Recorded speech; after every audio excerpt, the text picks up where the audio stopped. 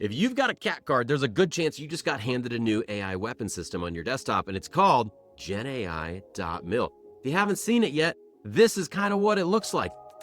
It's secure, it's powerful, and for most people, it arrived with ambiguous training at best. And this is like fielding a new weapon system to a whole new military branch and only handing out like the quick start guide. So in this video, I'm gonna walk you through what GenAI.mil is, what it can do, what it can't do, and a concrete game plan for you, whether you're a unit commander in a training command, on a staff, or just like an everyday federal worker or military member who's trying to learn a little more and get some stuff done. So let's get into this.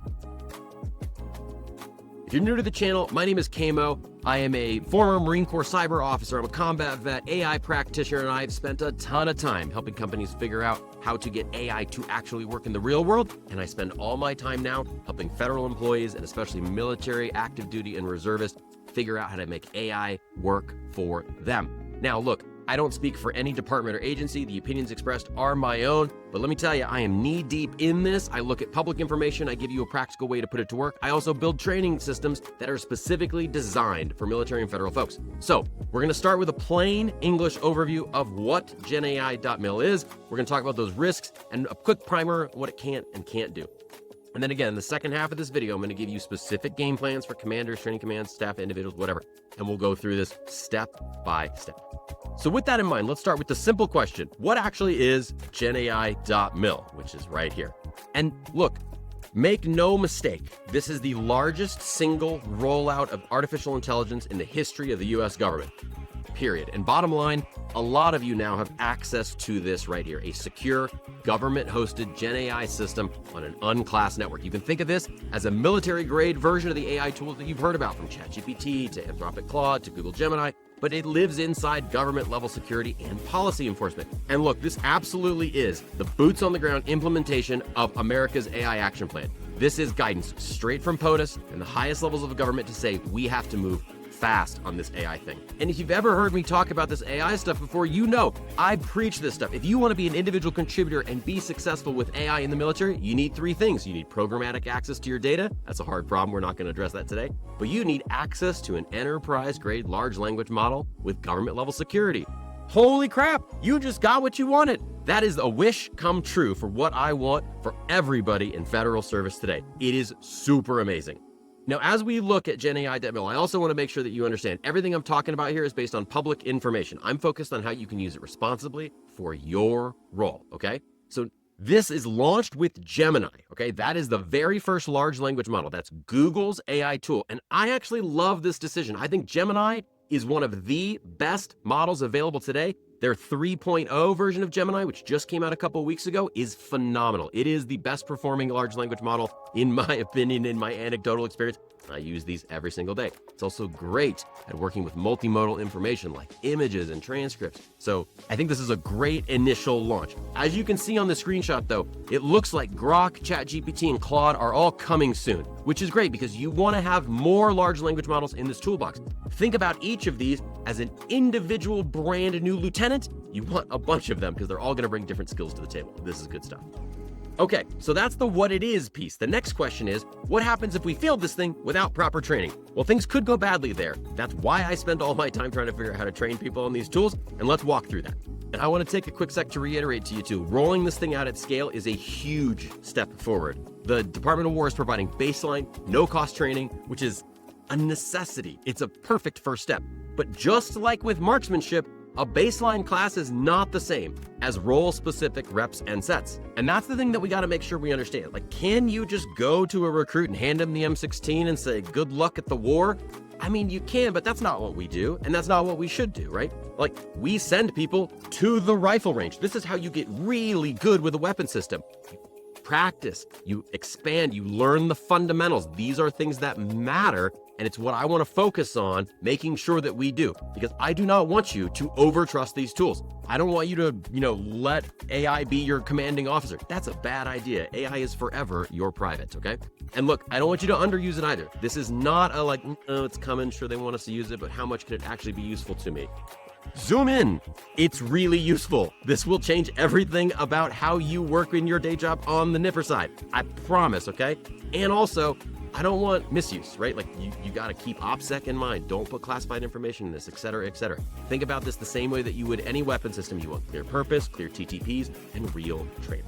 This means that you can use this for a huge variety of tasks, but you do not want to put PII or PHI or absolutely anything that's classified into this system. It's an unclassified network designed to allow you to enable all of your NIPR work outside of things that mess with health and private information. And look, if you're tracking things so far and you're thinking, okay, this seems useful, but we're going to need a whole lot more structure than like a YouTube video. Yes, you are right. And I'm going to show you how to think about that structured training here in just a second. But let me plant one quick seed with you, and we're going to get into these role-based playbooks that you can use right away to take some action. Because look, I bet you're listening to this and you're realizing your team is going to need a lot more than a quick reference sheet. Well, that's good, because I got you. Down below in the description, there's a link to a great article that I wrote about the 8 levels that I see day in and day out working with military and federal folks on where people can land on a learning spectrum related to AI. And look, these get increasingly more complicated, but I want you to go read that. Link is down below to get a baseline of how I'm seeing this learning experience.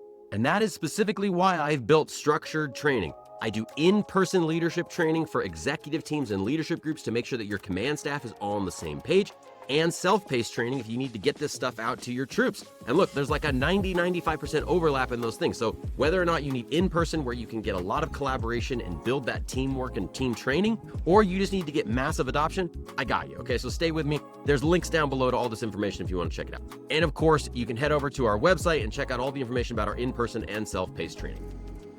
All right, let's get into some game plans by role. Let's say that you are a commander or senior SES, you're someone in charge of a unit and you know that this is the future and that your people are gonna use this. The only question is, are they gonna do it with a shared plan or like 200 different experiments that aren't coordinated in any way? So look, my recommendation to you, number one, selfishly, please get some training for your command staff, whether it's mine or others. Just get something in place so that you can speak the same language and set a clear intent. Decide on the problems that you want GenAI.mil or AI in general to help you with, right? That could be staff speed, training prep, clearer products and solutions and services that you and your team need to decide. Whatever matters in your formation, right?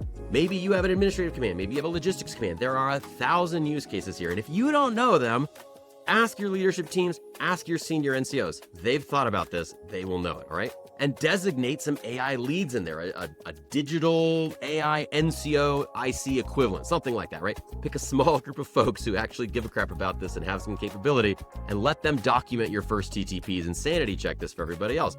And then like do a simple playbook, do a simple exercise, do a backyard exercise that allows you to take advantage of this stuff.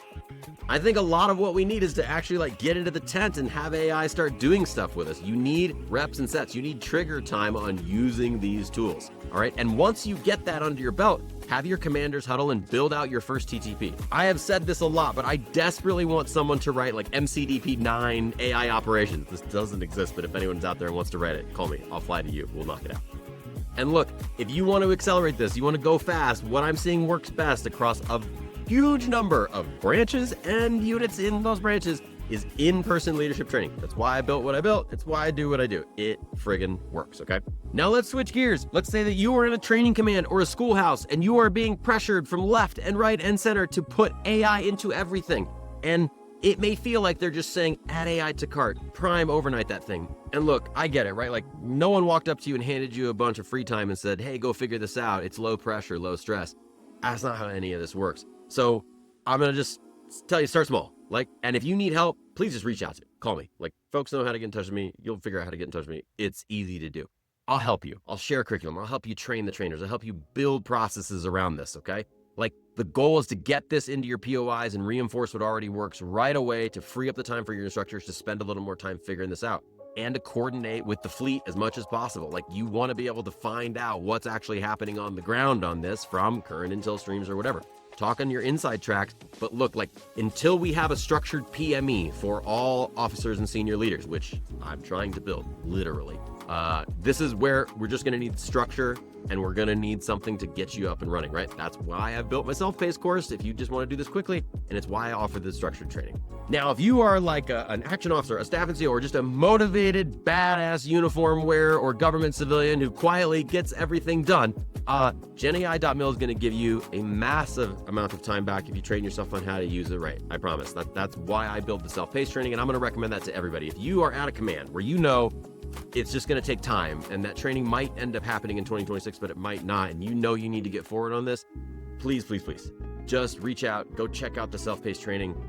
If you contact me from a .mil or a .gov address, I've got massive discounts on this if you're paying out of pocket. Like, I just want to get this information into the hands of as many people as possible. And look, I have a ton of free resources too. Like, click on the YouTube channel description right here and go look at my 30 Days of AI video series. It will be linked in the description below. I have a ton of stuff that I publish on LinkedIn for free. I also run an online community that you can join. Like, there's just so many options of how you can get started on this and get moving quickly, okay? I'm gonna plant some seeds with you. Number one, go find places where I'm talking about RG-COA. That is my prompting framework based on 5-paragraph order and 9 lines. It will make a lot of sense to you, I promise. And you wanna start learning about how to integrate all the different pieces of this, right? Whether or not you have programmatic access to data, being able to build AI-based workflows is the future. And while GenAI.mil is not launching right now with like an automation builder, that is coming, I promise. And when it hits, you're gonna wanna be ready to sprint. All right, let's knock out a few FAQs for a quick second. Concern number one, Kamo, is this going to replace my job? Should I be afraid of using GenAI.mil because they're just gonna figure out how to replace? No. Look, it's not like we're gonna downsize the military because of AI. False, all right? This is going to make us significantly better warfighters. It's going to make every single person who uses it significantly more efficient at their job, which is awesome. That leads to lethality and shortens kill chains. Positive for national defense. I love it, okay? But a person who knows AI is going to vastly outperform and outmaneuver a person who does not know AI. That is just like mathematical, absolute metaphysical certainty, okay? Please learn this. It is going to be the meta skill that means success in the battlefield in the future and today, in addition to traditional warfighting skills. All right, concern number two, is this actually safe to use? Question mark, shrug emoji. Yes, this is government-owned, government-operated, running in an IL5 capable data center. I don't exactly know where. Like I said, all of this is based on public information right now. And to be very clear about what I mean when I say that, there's like a single press release that you can read that talks about a lot of things, and we're gonna talk about this training piece here in just a second.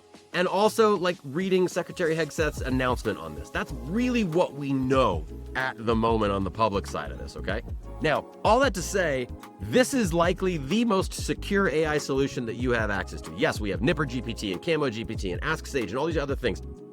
This feels like it's going to be getting the vast majority of effort going forward. And with access to full Gemini, that means you have access to the sort of user prompt, system prompt, custom GPT style functionality. And in Google parlance, they call that gems. Please go learn those things. It's just going to be important, right? Like, but you have to have the basic guardrails. You have to know your data. You have to know what's allowed and what's not, i.e. IL5 okay, CUI okay, PII not okay, PHI not okay, classified not okay, all right? And treat it like any other system. If you wouldn't want something generally released on the public internet, maybe don't throw it into this tool. However, more guidance will come on that. All right, let's recap for just a quick second, right? GenAI.mil is live. It's on your desktop right now if you're on a government system and you authenticate with your CAC. It's going to be a part of your daily battle rhythm. Kind of full stop, right? If you treat it like a toy, you're gonna get toy results. If you treat it like a weapons system, clear purpose, TTPs, real good training, it is going to massively improve your world. Like, massively improve your world. And if you're a commander, please work on getting training for your entire unit. It will make a massive difference in your ability to warfight in the modern battlefield. If you're a training commander, please try to figure out how to get as much training into the hands of as many Marines as you possibly can, or service members as you possibly can. Sorry. And if you're an individual, if you're a uniform wearer, a government civilian, and you're trying to figure this stuff out, and you don't feel like you have support, you do. There is support out there. Please call me, get in touch with me, drop a comment down below.